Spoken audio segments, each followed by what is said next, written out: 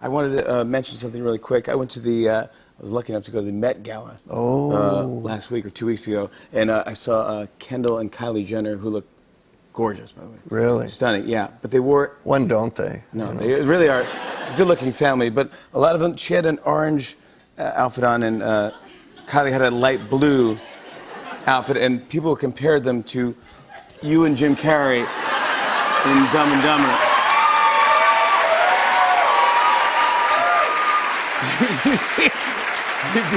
I don't know, did you hear about this at all? Or? No. Yeah, yeah. No, I'm wondering if they knew. No, I don't think they did at all. Unwittingly? No. Unwittingly, kind of. No. Light blue and orange, I think that works. That won't mean anything else. Yeah, exactly, yeah.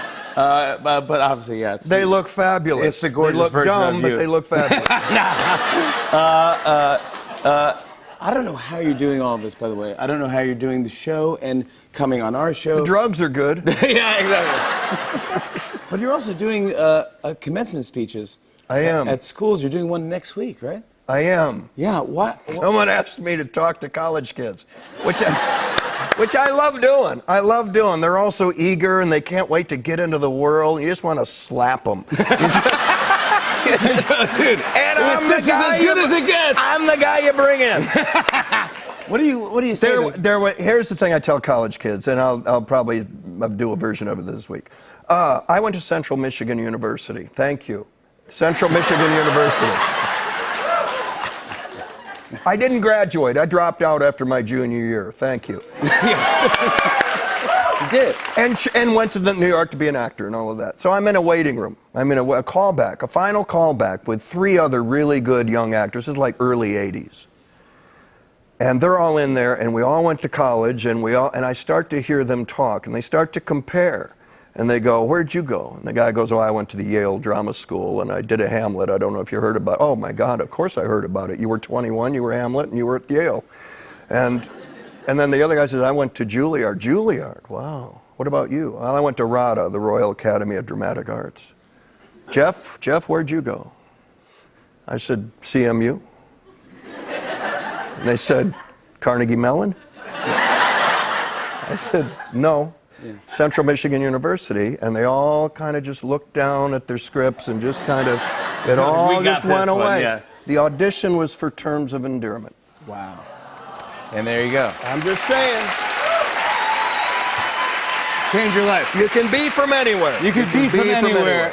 And still make it, gosh, it changed your whole career, huh? Yeah, that one did. Yeah, absolutely. Shirley, Deborah, and Jack. Thank God you dropped out and became an actor because...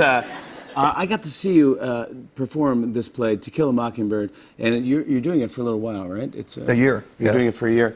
Man, oh man, you are phenomenal in this play, and I feel embarrassed saying this in front of you, but I said it when you weren't here. You hold the audience in the palm of your hand for 2.5 hours. You crush this play every night. How many shows a week do you do? 8. Wow. 8 a week. But you get used to it. It's like this show. There's a routine. You get ready and you do it. It's Atticus Finch. It's Atticus Finch on Broadway at the Shubert Theater, the Carnegie Hall of Broadway. Yeah. In the foxhole with you is Aaron Sorkin, who took the play and made a play out of the book. You've got this great cast. There's a New York pros, people like Celia Keenan-Bolger and Will Pullen and Gideon Glick. They play the 3 kids.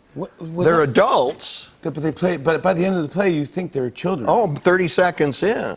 Seriously, it's phenomenal. Yeah, they're doing some incredible work. Did you know that you were going to? Did everyone know they were going to cast adults to play? No, they did the first reading. This was almost 2 years ago that we started working on this, and. Did the first reading, just had Celia and Will and Gideon just read it, just so we can hear it. And by the intermission, Aaron and Bart Shear, the director, were going, well, this is probably what we should do. And it was a risk. I mean, you go in, and you got all these people who love the book, cherish the book. Oh, of course. The first week of performances was, don't screw this up. Please, you could feel it in the whole audience. Yeah. And then I walk out, and I'm not Gregory Peck.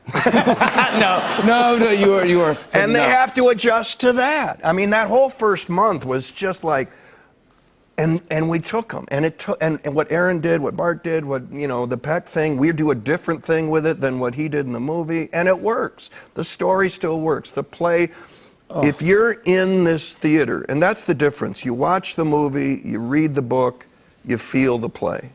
When you're in the room, doors shut, you and just another whole bunch of other people, shared experience, and Tom Robinson is found guilty, you feel it.